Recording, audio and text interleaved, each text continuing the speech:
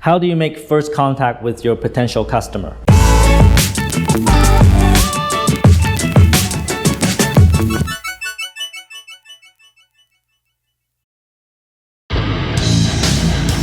Take effing action. Put it together. And subscribe to Tom Peng's channel on YouTube now.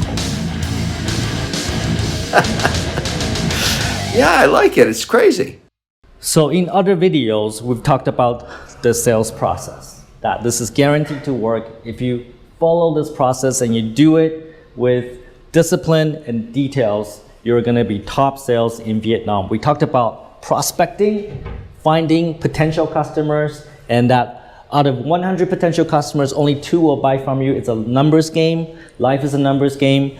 And you make initial contact, and then you do presentation, and you're always following up with the prospect. You always get referrals, and then you have to maintain customer relationship, right?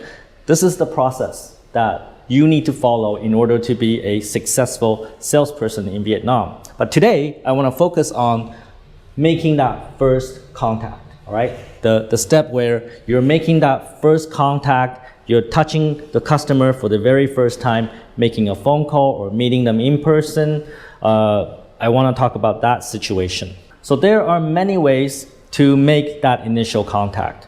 You can use the phone, you can send them an email, you can use Yellow, you can use Facebook Messenger, you can actually just go directly into their company, into their store and say, hi, make your introduction, right? So there are many ways to make that first contact. But do you know what is my favorite method for making that first contact? It's this. Your phone is your best friend. Because when you're on the phone with the prospect, you have 100% of their attention, right? They're not doing anything else. They're just talking to you. If you send them an email, if you send them a Yellow message, if you send them a Facebook message, there's no guarantee they will even read it. The open rate for emails, for marketing emails, is about 2%. Notice that the 2% number is somehow magical. It's always 2%, always 98% fail, 2% success, right? Life is a numbers game, right? Same thing with sending emails. 98% of the people will not even open it. So sending email is no guaranteed way to reach your prospect.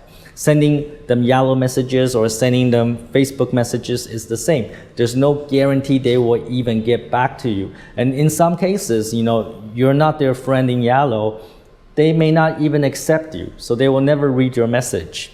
So when you call the prospect, the worst thing you can say is, hello, my name is Tom. I'm calling from ABC company. We are selling software services for the last 10 years. That is the worst thing that you can say to a prospect, because immediately they know that it's a sales call, right? And what do people do when they get a sales call? They want to hang up the phone. They want to get off the phone. They want to continue to do what they're currently doing. They don't want to talk to you. You're a salesperson. They don't want to talk to you. Don't disillusion yourself. Nobody wants to talk to you. Right? So instead of talking about what you do, who you are, what you should focus on is them, right? You should talk about them. Hello, Mr. Num. I hear that you're in the shoe business. Hello, Mr. Folk. Are you in the computer software business? When you talk about them, it gets their interest. Everybody wants to talk about themselves. And they're thinking, hey, maybe it's a business opportunity. Maybe it's a potential customer in their head, right? So they want to talk to you. You want to start off the conversation in a way that they want to talk to you. And one of the biggest mistakes that salespeople make when they make that first contact, when they make that first phone call to the customer, is that they start selling. My product is the best. We've been in business for 10 years. We're the best, software design company in Ho Chi Minh City. They start selling immediately. Nobody likes to be sold to. So instead, the purpose of that first contact, the first phone call, is to turn that prospect from a cold contact into a warm contact. So in that first call, what you want to do is you want to get to know them. For them to get to know you, you want to turn them into a warm contact. You want to understand what problems they're having, how you can help them. you're not selling anything yet. Imagine this, you go up to a girl, right? And then you say, hey, you wanna sleep with me, right? That never works. That rarely ever works, right? It's the same when you approach a prospect. You go up to the prospect and you start selling immediately. It will never work. You gotta warm them up first. Now, you should always have a call script. So before you call the prospect, you should write down what you're gonna say, how you're gonna ask about them, how you're gonna introduce yourself, and what questions you're gonna ask to qualify them, right? You should write down everything you're gonna say into a call script. And you use that call script to call 100 prospects, and you see what happens. What is the result, right? If you call 100 prospects and you get 0 potential, nobody cares, that means that script is probably bad. So you need to go back and start making improvement to your sales script, and then you call another 100 prospects and see if there's any improvement. And maybe you see a little bit of improvement, but you'll have some ideas on how to continue to improve it until to a point your call script is really good. Maybe out of 100 calls, you can get 4 potentials. And that is amazing, right? You must go through a process where you're testing your call script, and so that you can come up with a script that really works for your industry, for your business. Another thing about making that first contact is you don't want to talk to the receptionist. You don't want to talk to their customer service. When you're calling a prospect, generally the first person you touch is the receptionist or the customer service, right? Because receptionist and customer service don't care. What they usually will say is, can you send me more information? And then you get all excited and you think it's really potential, but it's actually not. When they say, can you send me more information? Basically, they're trying to get you off the phone, right? And then so you get all excited, you go back to the computer, you put together this proposal, you send it to them, and guess what happens? That proposal goes into the trash. They delete it, right? It never gets to the managing director, it never gets to the CEO. How do I know this? My company, my own receptionists, my own CS, they never send me anything. Most of those calls gets blocked. Most of the information that they request from the salespeople, they never pass it to me. They never do. Not because I told them not to, because it's human nature. They don't pass that information to me because why should they do it? They don't want to get into trouble. They just want to live a normal life. You know, they're not going to do anything extra for the CEO, right?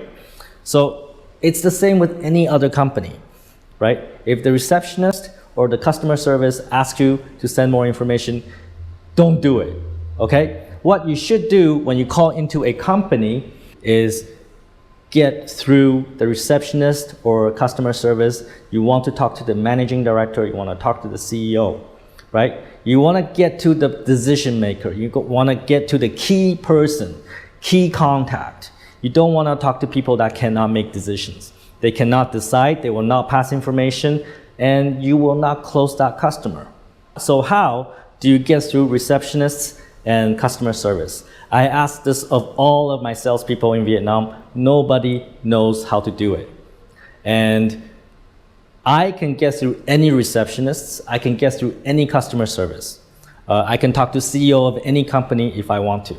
The way to do it is really, really simple. I have a few tricks, and I don't share it even with my own salespeople unless they are very good, they work really hard, they're loyal to the company, and I will tell them what that trick is. I will teach them how to do it, but only to my best salespeople, right? Because the trick is just too good. It's too good to give away.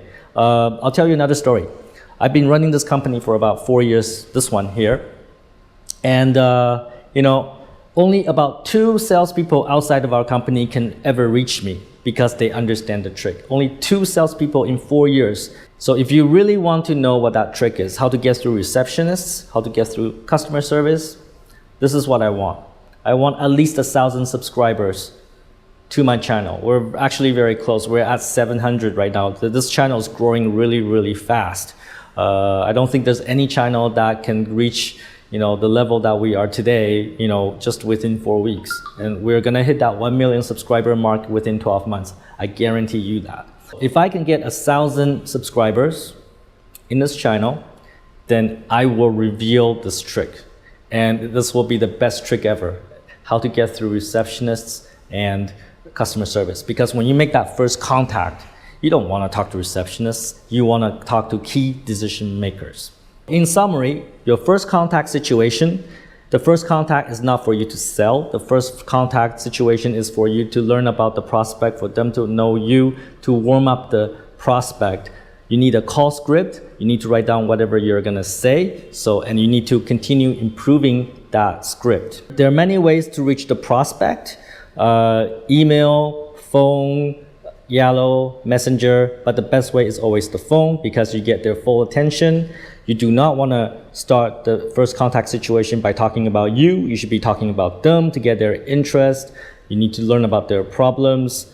You need to talk to key decision makers by going through the reception and customer service. If you like what I'm sharing with you, please like the video so I know which videos you like and I will make more of those type of contents for you.